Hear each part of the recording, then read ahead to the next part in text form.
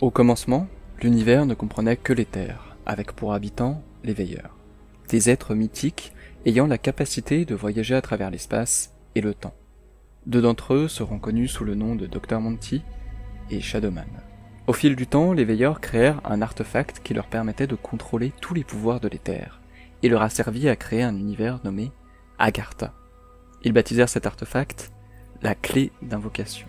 C'est également avec cet artefact qu'ils créèrent une infinité d'univers, dont le nôtre. Mais certains veilleurs, poussés par une soif intarissable de pouvoir, ont voyagé dans l'éther noir. Un univers maléfique d'où ils revinrent changés, corrompus, et seront connus sous le nom d'Apoticons. Les Apoticons et les veilleurs devaient alors cohabiter à Agartha.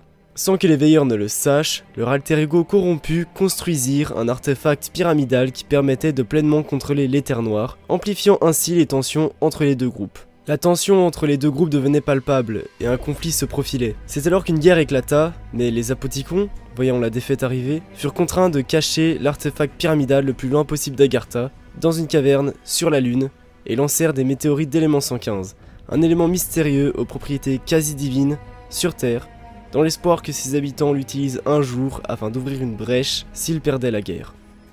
À la fin de la bataille, les veilleurs gagnèrent et bannirent tous les Apoticons de la création pour l'éternité, les empêchant ainsi de nuire. Ils finirent par muter en êtres maléfiques habités par une soif de destruction infinie, leur principal objectif étant de retourner à Agartha pour se venger de ceux qui les ont bannis. Ces êtres ne ressemblaient même plus à leurs frères les veilleurs.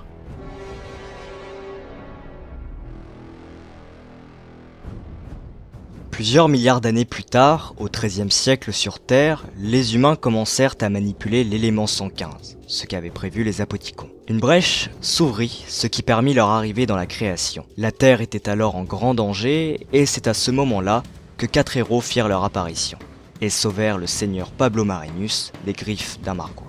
Ils sauvèrent l'humanité à l'aide de 4 armes mythiques appelées bâtons élémentaires. À la fin de la guerre, ils lui demandèrent de construire un château en Autriche, avant de disparaître sans un mot. Une fosse commune fut construite au nord de la France dans laquelle furent enterrés les soldats de la guerre aux côtés de dépôts d'éléments 115. Dans cette tombe furent érigées les statues des 4 héros de la guerre contre les Apoticons, montrant ainsi que si ces êtres maléfiques devaient revenir, nos 4 héros légendaires reviendraient.